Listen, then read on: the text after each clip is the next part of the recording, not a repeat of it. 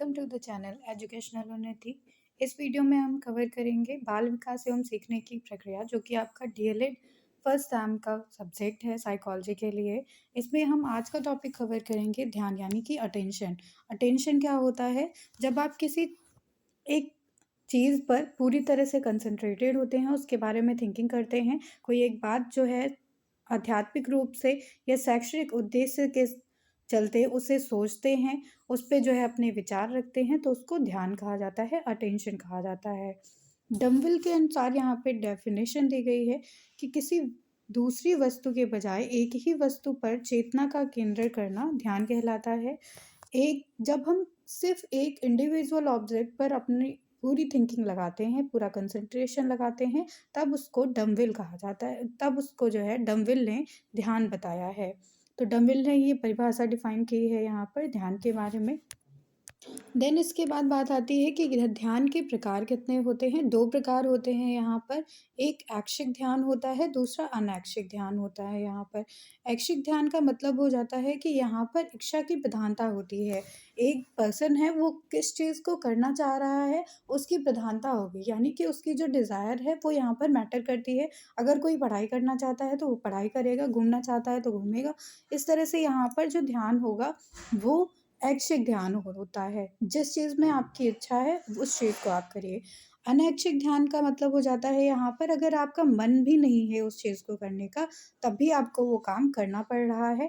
तो इस तरह से अगर आप पढ़ाई कर रहे हैं जैसे, और उसके बाद किसी भी तरह का शोर-शराबा आता है, पटाखे की आवाज़ अगर आती है, तो आपको ना चाहते हुए भी आपका ध्यान उधर चला जाता है। तो इसे अनैच्छिक ध्यान कहते हैं। यानी कि आप जो है डाइवर्ट होते हैं अपने ऑब्जेक्ट से। नेक्स्ट यहाँ पर पॉइंट आता है कि ध्यान को प्रभावित करने वाले कारक कौन से हैं। फैक्टर्स ऑफ अटेंशन, कौन कौन से फैक्टर्स ऐसे हैं जो अटेंशन को इफेक्ट करते हैं। तो यहाँ पर बाहरी कारक हो सकते हैं, बाह्य कारक एक्सटर्नल फैक्टर्स कहते हैं। इंटरनल फैक्टर्स कुछ हो सकते हैं जिनको आंतरिक कारक कहते हैं। यहाँ पर बाह्य कारकों में आ जाता है जो आपके पर्यावरण में ही विद्यमान होंगे, उनको एक्सटर्नल फैक्टर्स कहते हैं। एक्सटर्नल फैक्टर्स का मतलब हो जाता है व्यक्ति हो सकता है, वस्तु हो सकता है, या कोई भी क्रिया हो सकती है किसी भी स्टिमुलस के लिए। इसमें आपके स्टिमुलस का साइज डिपेंड करेगा।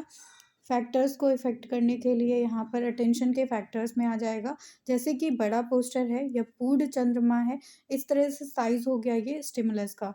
नोवेल्टी ऑफ स्टिमुलस भी यहाँ पर डिपेंड करेगा किसी भी अटेंशन को डिस्ट्रैक्ट करने के लिए। नए खिलौने हो गए, नए पुस्तक हो गए, ये सारी चीज़ें हैं यहाँ पर कि अलग-अलग वस्तुएँ अगर आती हैं, नई वस्तु आती है, तो आपका ध्यान उसमें केंद्रित हो जाता है। इसके बाद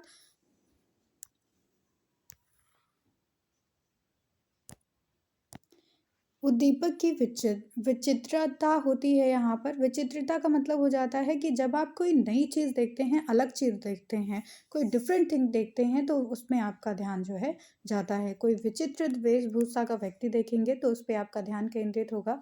इसके बाद उद्दीपक की तीव्रता यहाँ पर आ जाती है। तो यदि कोई वस्तु अत्यंत चटकीली है, यानी कि उसकी जो इंटेंसिटी है वो ज़्यादा है, तब आपका ध्यान उस पे जाता है। रेपिटेशन होता है, तब भी आप बार-बार उस चीज़ को ध्यान देंगे। चेंज इन स्टिमुलस, स्टिमुलस में अगर किसी भी तरह का चेंज आ रहा है, तब आपका ध्यान उस पे जाएगा। शांति का एकाएक शोरगुल होने लगे, यानी कि पहले आप बहुत काम और कूल एनवायरनमेंट में रहते थे, देन अचानक से वहाँ पर शोरगुल होने लगता है, तो आपका ध्यान उधर जाएगा। ड्यूरेशन ऑफ स्टिमुलस पर भी इफ़ेक्ट होता है यहाँ पर। ड्यूरेशन कितना है स्टिमुलस का, ये भी डिपेंड करता है हमारे ध्यान के लिए। देन आंतरिक कारकों की अगर हम बात करें, तो यहाँ पर जो आंतरिक कारक होते हैं वो व्यक्ति के अंदर के ही कारक होते हैं कि उसकी आवश्यकता क्या है। एक व्यक्ति की आवश्यकता का मतलब हो जाता है, जैसे एक भूखे व्यक्ति के लिए खाने की आवश्यकता होती है, तो खाने पे ही उसका ध्यान होगा। मूल प्रवृत्तियाँ, यानी कि इंस्टिंक्ट्स कैसे होते हैं। एक व्यक्ति में 14 तरह के मूल प्रवृत्तियाँ बताई हैं मैकडूगल ने। तो मूल प्रवृत्तियों के अनुसार भी ध्यान जो है चेंज होता है व्यक्ति का। संवेग, इमोशंस के अकॉर्डिंग भी बच्चा जो है व्यक्ति जो है चेंज होता है। किस तरह के इमोशंस कब जो है आ रहे हैं, उसके अकॉर्डिंग भी हमारा ध्यान बढ़ता रहता है। हैबिट नेक्स्ट आ जाता है इंटरनल फैक्टर्स में। हैबिट का मतलब हो जाता है कि हमारी आदत कैसी है। अगर हम सुबह चाय पीना पसंद करते हैं तो हम चाय ही पिएँगे वहाँ पर। इस तरह से चाय पीने वाले जो व्यक्ति है उसका ध्यान जो होगा वो चाय की दुकान पर ही जाएगा। तो ये हमारी हैबिट है। देन हमारा एम क्या है, इस पे भी डिपेंड करता है इंटरनल फैक्टर। हमारी रुचि किस चीज़ में है। अगर हम अच्छा गाना जो है सुनना पसंद करते हैं तो हम जो है म्यूजिशियन के पास ही जाएँगे गाना सुनने के लिए। देन एजुकेशन और एक्सपीरियंस यहाँ पर आ जाता है। देन यहाँ पर नेक्स्ट बताया गया है कि कैसे किस तरह से जो है बच्चों का ध्यान केंद्रित किया जा सकता है। तो हमें बच्चों का ध्यान केंद्रित करने के लिए सबसे पहले उन्हें तथ्यों के बारे में, विषय के बारे में और क्रियाओं के बारे में जानकारी देनी चाहिए, उनके इंटरेस्ट को जगाना चाहिए। इसके बाद ये हो जाता है सेकंड पॉइंट यहाँ पर कि शिक्षा में ध्यान को बनाए रखने के लिए एक ट्रेनी को चाहिए कि वो यहाँ पर ईज़ी लैंग्वेज का यूज़ करे। यहाँ पर मदर टंग में भी बच्चों को समझाया जा सकता है ताकि उन्हें बेटर अंडरस्टैंड हो वो सारी चीज़ें। इसके बाद बच्चों को समझकर उनके अकॉर्डिंग ही यहाँ पर शिक्षा दी जानी चाहिए। देन ट्रेनी को चाहिए कि वो जो है अपने विषय का ज्ञान जो है पूरी तरह से प्राप्त कर लें, तब उस विषय के बारे में बच्चों को पढ़ाएँ।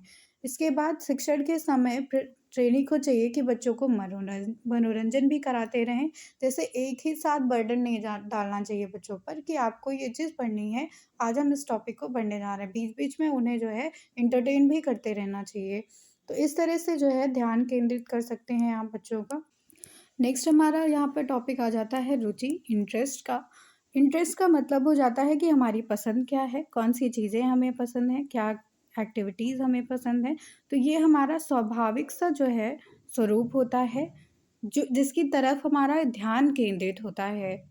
जैसे हमें अगर किसी चीज़ में रुचि है, तो उसकी तरफ हमारा नेचुरल जो है बिहेवियर बढ़ता चला जाएगा। तो इस तरह से उसको इंटरेस्ट कहते हैं। अगर हम किसी चीज़ की तरफ आकर्षण महसूस करते हैं, इसका मतलब है कि उसमें हमें इंटरेस्ट है, रुचि है, इसलिए हम उसकी तरफ खींचे चले जा रहे हैं। इस तरह से मैकडूगल ने यहाँ पर डेफ़िनेशन दी है, क्रो एंड क्रो ने डेफ़िनेशन दी है, रॉस ने डेफ़िनेशन दी है। तो क्रो एंड क्रो ने डिफ़ाइन किया है यहाँ पर कि रुचि एक तरह से प्रेरक शक्ति होती है। ये हमारे अंदर मोटिवेशन जो है फ़िल करती है, जिससे कि एक व्यक्ति किसी वस्तु के लिए, किसी व्यक्ति के लिए या किसी क्रिया के प्रति हमारा ध्यान जो है केंद्रित होता है। क्रो एंड क्रो ने ये बताया है कि इंटरेस्ट ही वो मीडियम है, इंटरेस्ट ही वो मोटिवेशन है, जिसके थ्रू व्यक्ति तक, वस्तु तक या किसी क्रिया तक हमारा ध्यान जाता है। इसके बाद यहाँ पर बताया गया है इस प्रकार उपर्युक्त जो भी अर्थ हैं उसमें बताया जा सकता है कि रुचि जो है मनुष्य की मानसिक संरचना होती है। यह जन्मजात भी हो सकती है और अर्जित भी की जा सकती है। इंटरेस्ट हमें इनेट भी मिल सकता है और उसके साथ-साथ हम इसको एक्वायर भी कर सकते हैं। मनुष्यों में रुचि का विकास जीवन पर्यंत चलता रहता है। आपके इंटरेस्ट का डेवलपमेंट जो है लाइफ टाइम होता रहता है। मनुष्यों की रुचियों में परिवर्तन भी होता है। इसमें जो है आपको चेंजेस भी देखने को मिलते हैं टाइम के साथ-साथ। रुचि सीखने में आने वाली समस्याओं को दूर करती है। तो जो भी समस्या आती है आपकी लर्निंग में, उन सारे ऑब्स्टिकल्स को इंटरेस्ट से जो है दूर किया जाता है। इस तरह से यहाँ पर इंटरेस्ट जो है वो लाइफ लॉन्ग प्रोसेस होता है, चेंजेबल रहता है, इनेट भी हो सकता है, एक्वायर भी किया जा सकता है। देन यहाँ पर टाइप्स की बात करते हैं तो रुचियों की अगर प्रकार की बात करें तो इसमें 2 तरह की रुचि हो सकती है यहाँ पर। एक होती है इन्फॉर्म इंटरेस्ट जो जन्मजात होता है, दूसरा है यहाँ पर अर्जित रुचियाँ जो कि एक्वायर्ड होती हैं। इन्फॉर्म्ड कौन-कौन से होते हैं? जैसे खाना खाने की रुचि जो है, संग्रह करने की रुचि, ये सब जन्मजात प्रवृत्तियाँ होती हैं जो एक मेल में भी होती हैं और फीमेल में भी होती हैं। इसके बाद एक्वायर्ड इंटरेस्ट कौन-कौन से होते हैं? तो इसमें जो हम एक एनवायरनमेंट में रहकर उन सारी चीज़ों को अर्जित करते हैं, जैसे कि पढ़ना-पढ़ाना, गाना गाना, अभिनय करना, ये सारे जो इंटरेस्ट के एरियाज़ हैं, वो हम एनवायरनमेंट में रह के तब सीखते हैं। नेक्स्ट टॉपिक यहाँ पे आ जाता है स्मृति का। मेमोरी के बारे में यहाँ पर जानेंगे। मेमोरी का क्या मतलब होता है? बेसिकली मेमोरी का मतलब हो जाता है कि जब एक बच्चा किसी चीज़ को याद रख पाता है आसानी से, उसे रिकॉल कर पाता है, तब हम कहते हैं कि इसकी जो मेमोरी है वो शार्प है। कोई भी बच्चा, अगर आप 4-5 साल के बच्चे को एक चीज़ रखने के लिए देते हैं, देन वो उससे सुबह पूछते पूछते हैं कि कहाँ रखी है, और वो उस चीज़ को रिकॉल कर पा रहा है, उस वो चीज़ आपको उठा के ला के दे पा रहा है, इसका मतलब है कि उसकी मेमोरी बहुत शार्प है। तो इस तरह से जो है बच्चा किसी चीज़ को अगर डिफ़ाइन कर पाता है, किसी चीज़ को अगर आपने उसे समझाया है, उस चीज़ को वो मान रहा है, तो इस सारी चीज़ों का मतलब हो जाता है कि उसकी मेमोरी बहुत शार्प है। तो इस प्रकार से अच्छी स्मरण की जो शक्ति होती है, उसका अर्थ हो जाता है कि याद रख पाना और पुनः स्मरण कर पाना। अगर कोई व्यक्ति या कोई बच्चा एक चीज़ को याद रख पाता है, उसका अर्थ ग्रहण कर पाता है और देन उसे रिकॉल कर पाता है, उसको दोबारा जो है पुनः स्मरण कर पाता है, तो इसका मतलब है कि उसकी मेमोरी बहुत शार्प है। इस तरह से अगर आप किसी व्यक्ति को ये याद दिलाते हैं कि ये घटना कब हुई थी और उस घटना को वो अच्छे से डिफाइन कर पाता है with the name, with the time, with the place, तो इसका मतलब हो जाता है कि उसको उसकी मेमोरी बहुत शार्प है। इसीलिए उसे उसे जो है ये सारी चीज़ें अभी तक याद हैं। वुडवर्थ के अनुसार यहाँ पर डेफिनेशन दी गई है मेमोरी की, जिसपे उन्होंने बताया है कि स्मृति सीखी हुई वस्तु का सीधा उपयोग है। यानी कि जो चीज़ें हम सीख रहे हैं, जिन चीज़ों में हम लर्निंग कर रहे हैं, उन्हीं चीज़ों को हम कैसे अप्लाई कर पाते हैं, उसी को हम स्मृति कहते हैं। इस तरह से यहाँ पर अलग-अलग डेफ़िनेशन दी गई हैं स्मृति के बारे में।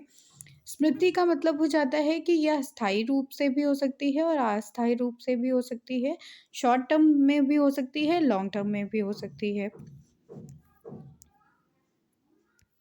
स्मृति के प्रकारों की बात करें तो अल्पकालिक स्मृति होती है, दीर्घकालिक स्मृति होती है। 2 तरह से हो सकती हैं। अल्पकालिक मेमोरी का मतलब हो जाता है यहाँ पर कि इसमें जो चीज़ें होती हैं वो शॉर्ट ड्यूरेशन के लिए ही याद रहती हैं।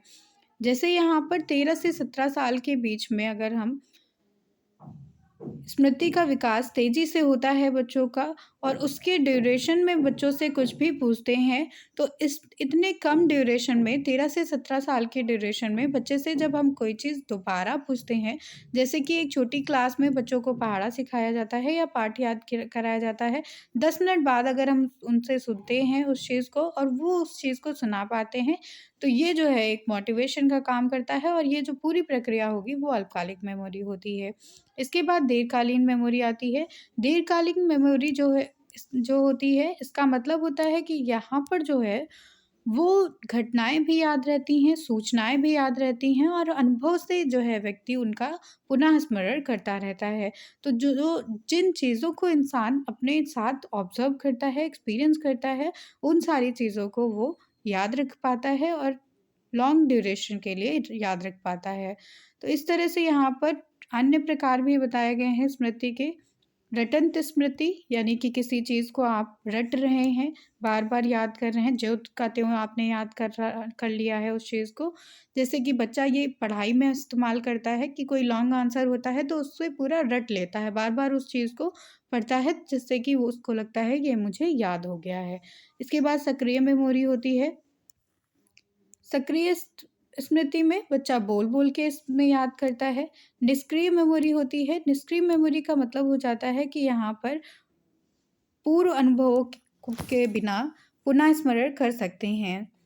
मतलब कि आपको अगर किसी भी तरह का पहले से एक्सपीरियंस नहीं है, न्यूट्रल हैं आप, तब भी किसी नई चीज़ को यहाँ पर सीख सकते हैं। तार्किक मेमोरी होती है, यहाँ पर जो मेमोरी है उसमें सोच समझ कर तर्क कर कर किया जाता है, आवश्यकता के अनुसार आप अपने लॉजिक्स को यहाँ पर रखते हैं।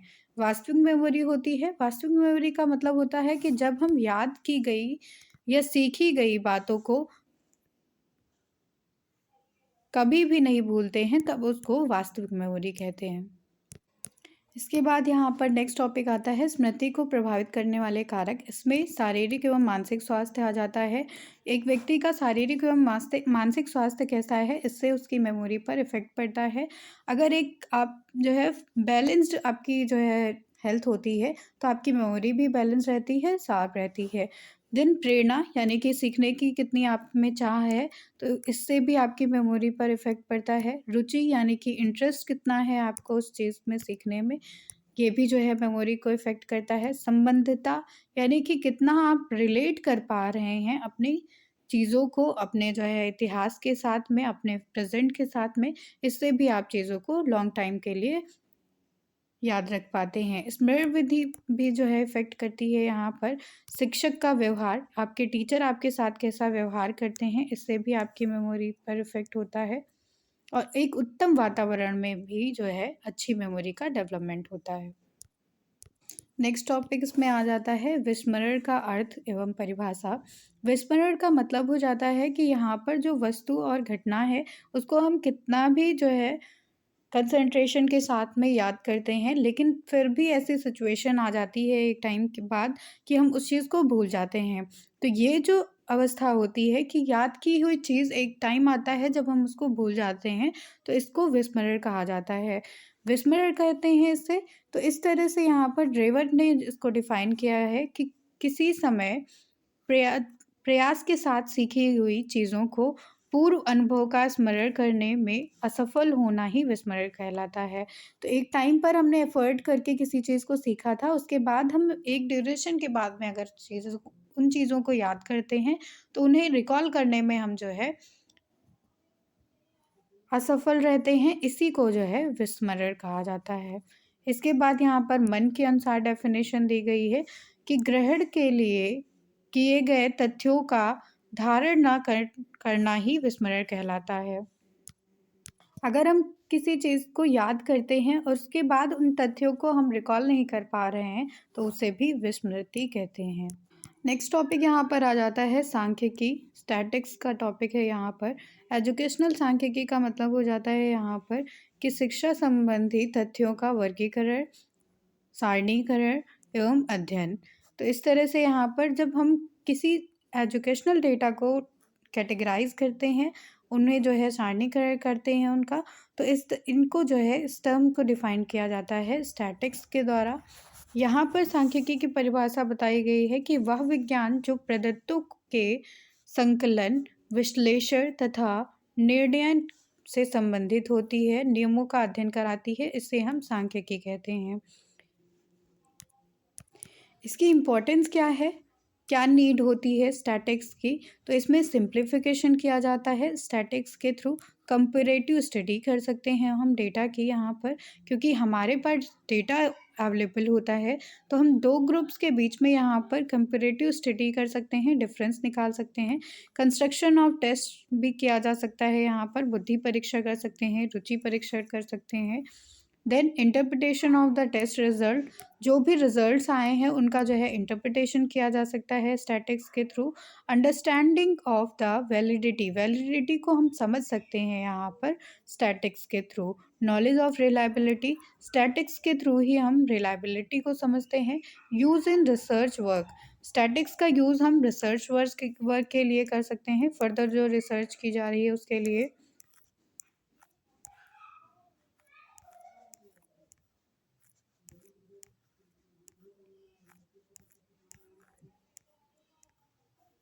देन यहाँ पर आंकड़ों का रेखा चित्र अगर तैयार करना है तो उसे हिस्टोग्राम में किया जा सकता है, आयत चित्र में, या फ्रीक्वेंसी पॉलीगॉन में किया जा सकता है, बारंबारता बहुभुज में, या फिर ऑग्यू में किया जा सकता है, संचयी बारंबारता में।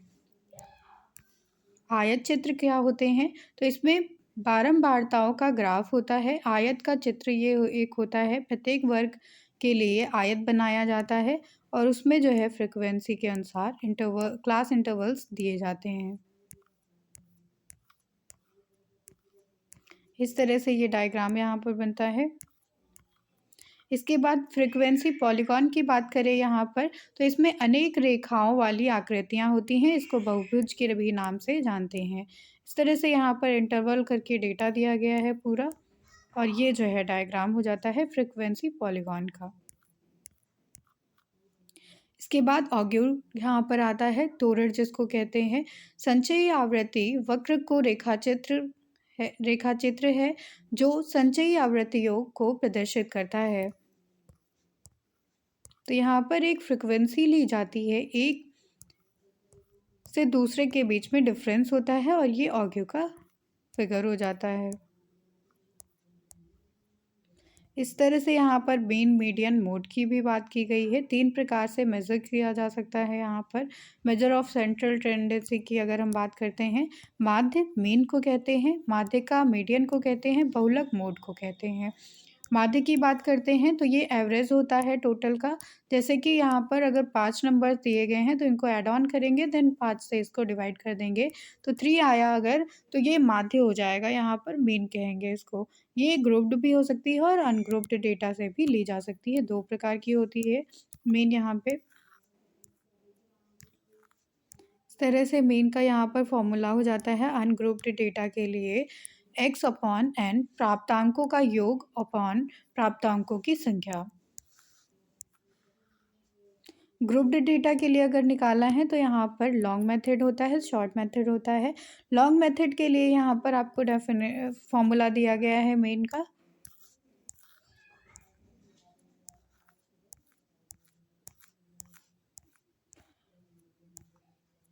देन शॉर्ट मेथड के लिए ये फॉर्मूला हो जाता है मेन का यहाँ पे।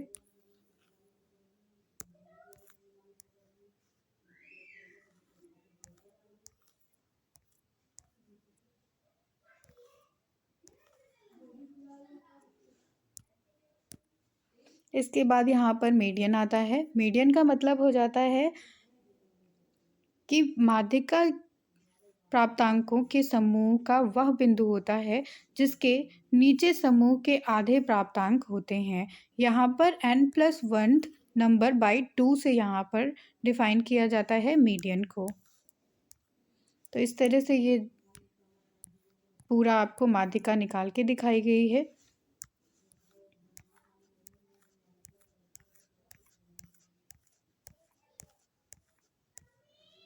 मोड की अगर हम बात करते हैं तो बहुलक, जैसा कि नाम से ही स्पष्ट होता है यहाँ पर कि प्राप्तांकों के समूह में वह प्राप्तांक जो बार बार आता है उसको बहुलक कहा जाता है। जो भी नंबर बार बार रिपीट होता है उसे ही हम बहुलक कहते हैं। तो यहाँ पर देखिए 3 बार 15 आया हुआ है तो मोड जो है 15 हो जाएगा। इस तरह से ये टॉपिक यहीं पर एंड होता है। Thank you everyone.